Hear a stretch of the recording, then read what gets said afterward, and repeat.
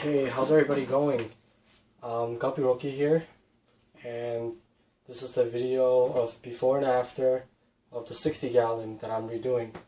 The reason I'm redoing this tank is there were a lot of plants dying, and I came to the conclusion that for such a big tank, dosing Flourish Excel would cost me a lot more in the long run. So I have invested in a CO2 tank. After a couple months of research, I bought an Aquatech with solenoid, Aquatech regulator, and a 5-pound CO2 tank. I'm going to show that later on in this video. What's going on right now is I've just took out all the plants. There was a lot of wisteria, a lot of uprooting, so the tank got really muddy. One of the few things I regret when I first finished this tank the first time was I didn't have enough gravel, and so the substrate level was really shallow, so the wisteria couldn't really dig its roots, couldn't grow roots really deeply. Instead it ended up growing like sideways, so I didn't like that. So I put more gravel in here. Hopefully it's enough. I can't really tell right now because fluoride gravel gets really muddy, so I'm gonna come back in the morning. This is gonna be maybe a 2 or 3 day project. I still have to get my CO2 tank filled at a welding supply store. So I'm waiting for this tank to clear up. Then I'm going to plant the wisteria. And a few tips for replanting wisteria is you want to snip off the long roots.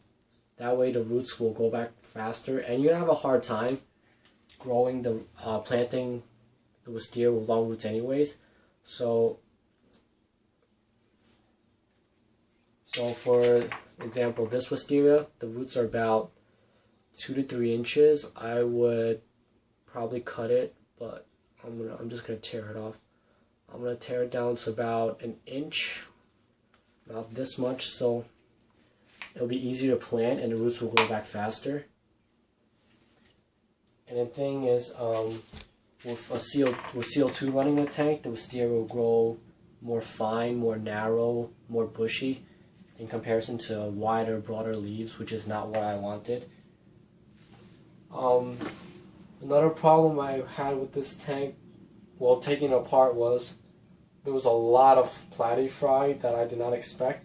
When I originally counted, there was only about 8 or 9 platyfries, but after removing all the plants, driftwood and pebbles, I noticed around 20 or so, about 1 or 2 days old fry.